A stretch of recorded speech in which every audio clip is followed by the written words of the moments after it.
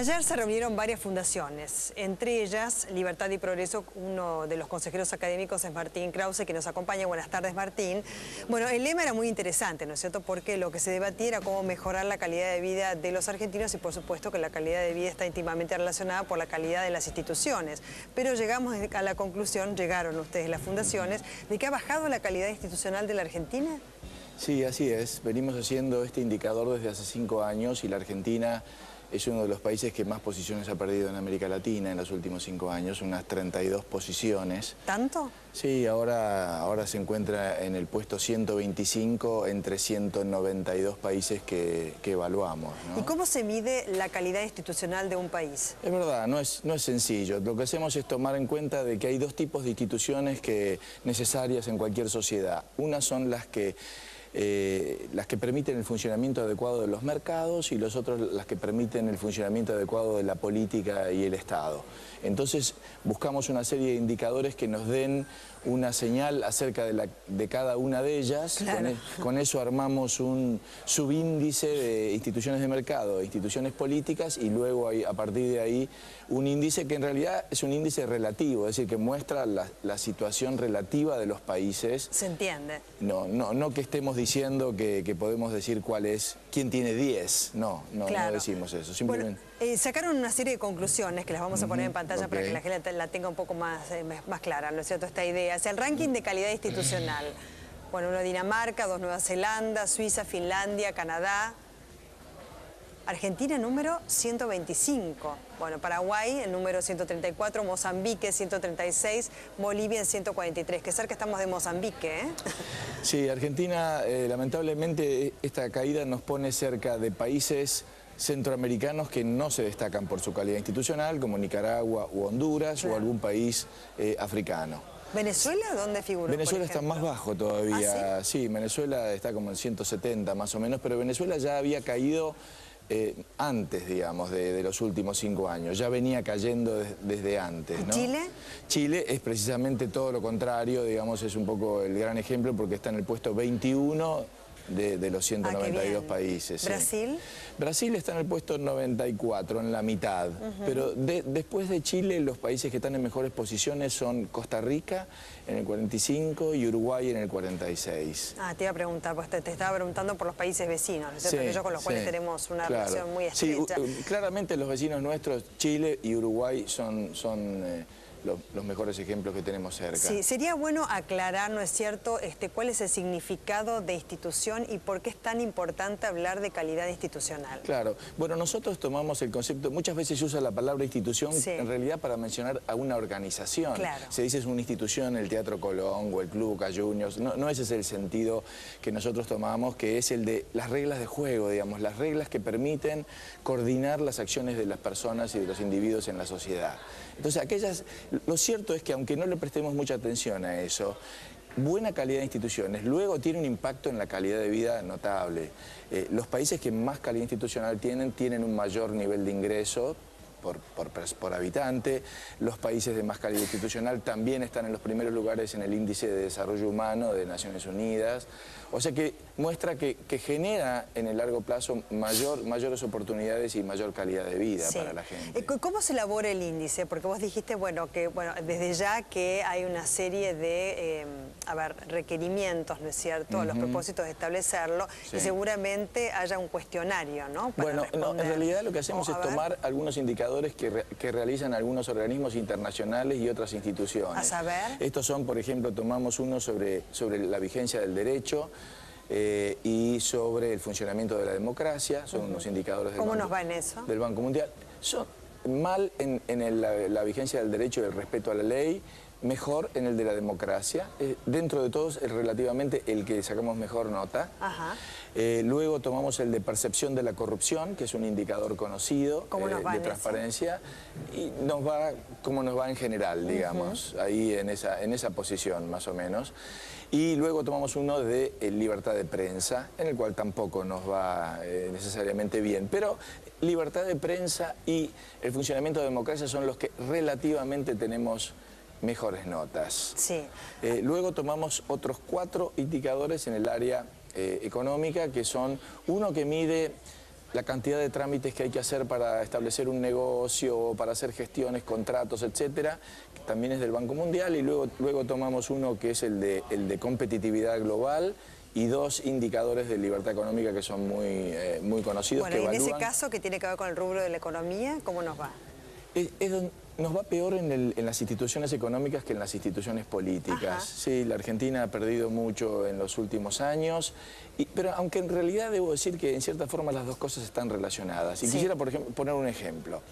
Si la Argentina prohíbe de pronto arbitrariamente las importaciones, digo, simplemente porque un funcionario decide no apruebo más, eso implica un deterioro, por supuesto, en los indicadores económicos, pero también en la de seguridad jurídica, porque entonces se genera una clara inestabilidad respecto a cuáles son las reglas de juego, ¿no? Uno no puede saber, y ningún empresario puede saber si va a poder importar el mes que viene o el año que viene, y entonces eso genera inseguridad, y la inseguridad tiene un impacto económico porque eso frena la inversión y deteriora las posibilidades de crecimiento futuro, ¿no? Claro.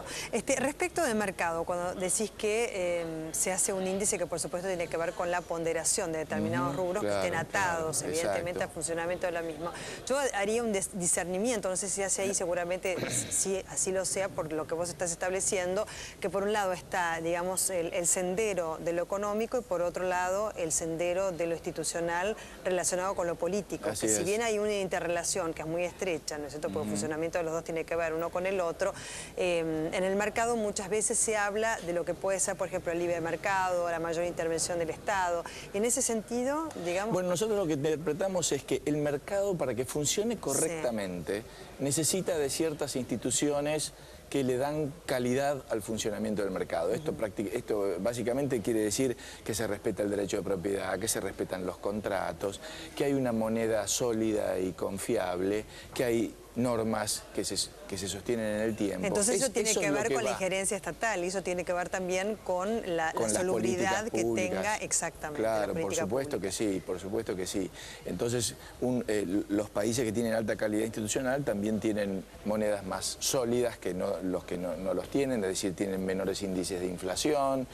Y tienen además, generan confianza para los inversores, son países además que innovan más que los países que tienen mala calidad institucional. Claro. Estos estudios son muy interesantes, ¿no? Porque lo que elaboran es un diagnóstico, un cuadro de situación. Cuando uno quiere saber cómo está uno, ¿no es cierto?, en materia de salud, por ejemplo, se hace estudios, ¿no? Y en base a eso el médico dirá qué es lo que hay que hacer o nada, ¿no es cierto? Y dice, bueno, váyase tranquilo a su casa o tiene que hacer esto y esto, tomar tal medicamento. En este caso, ¿dónde van a parar estos estudios, estos resultados? Bueno, ¿qué incidencia pueden tener, digamos, en nuestro país?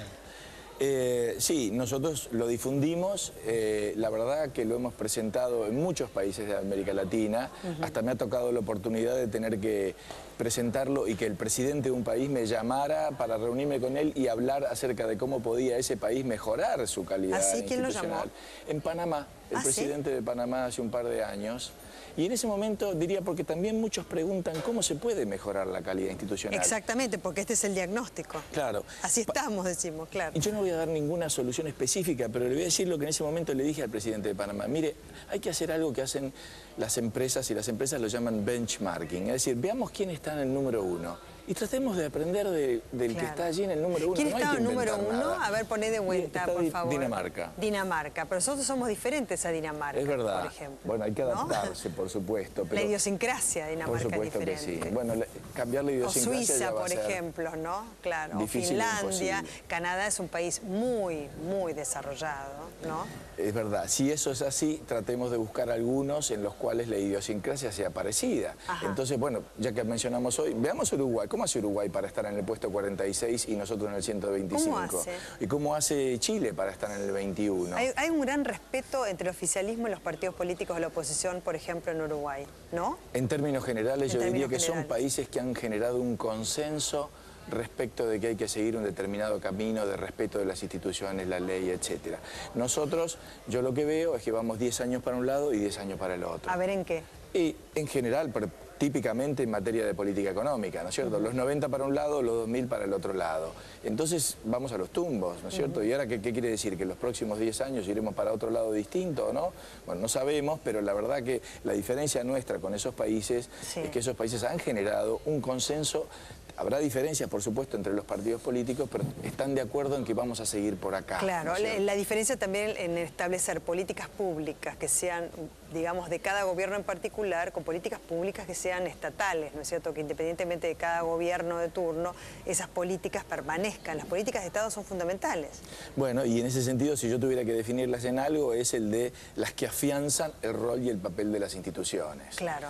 Es decir, por ahí pasan, ¿no? Países que tienen presupuestos aprobados correctamente, que cumplen con rendición de cuentas, que no utilizan poderes extraordinarios, en los cuales los poderes están divididos y se respeta la independencia de cada uno, que tienen un banco central independiente que cuida el poder adquisitivo de la moneda y combate la inflación. Esas son cosas que tienen una agencia que emite indicadores de precios confiables y verdaderos, una agencia independiente, digamos. A ver, lo del Banco Central, turno. ¿no es cierto? Que, bueno, el Banco Central como autoridad monetaria goza de autonomía, ¿no? Sí, pero en base a esto siempre hay una política económica que es trazada por el gobierno, ¿no? Y entonces en ese sentido, pero los países, todos los países... Le digo porque fue, digamos, un contenido específico, conceptual, que fue tratado en nuestro país hace muy poco. Me acuerdo cuando asumió Mercedes Marco del Pont como titular de Banco Central. Claro, los países de mayor calidad institucional y más desarrollados tienen bancos centrales independientes. Independientes, un poco para explicarle a la gente, de la misma forma que una Corte Suprema llega a ser independiente, es decir, porque nadie nombra a todo el directorio del Banco Central de una vez, sino que lo van nombrando sucesivos gobiernos, entonces ninguno define en última instancia cuál es la orientación de esa institución y entonces los miembros de la institución tienen autonomía para no... Sobre todo, ¿por qué queremos que tengan autonomía? Bueno, la autonomía es para que no se vean empujados por las presiones políticas del momento, ¿no? Sí. Y que puedan pensar en el largo plazo. Y este que es un año electoral en la Argentina, nos coloca en esta situación de calidad institucional, o sea, debiésemos repensar, ¿no es cierto?, una serie de situaciones, ¿no? Yo creo que sí, porque la verdad es que yo trato de investigar también qué es lo que determina que algunos países tengan buena calidad institucional. Una de las cuestiones muy importantes, hay varias teorías, ¿no?, que podríamos hablar, pero una de ellas que me interesa mucho es, por supuesto, los valores y la cultura que predominan en una sociedad.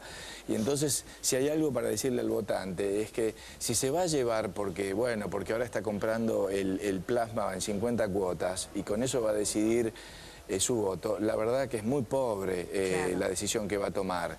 Que, claro, pensar en la calidad institucional parece muy etéreo, ¿no es cierto? Algo que no parece fácil de asimilar, pero lo cierto es que es algo en lo que hay que pensar. No, porque, ya lo hablamos. Sí. Porque tiene que ver con nuestro futuro a más largo plazo. No, y también, más allá de nosotros lo que hablamos del Estado, el Estado somos todos y cada ciudadano también tiene una responsabilidad muy importante, ¿no?, que no debemos deslindar, porque si no siempre parece, cuando uno habla del Estado, como si hablase de algo ajeno, ¿no?, a cada uno de nosotros. Y no es así. Cuando pensamos en calidad institucional también tenemos que empezar por cada uno de nosotros. Absolutamente. Martín Krause, muchísimas gracias. Un placer. Muchas ¿eh? gracias por la invitación.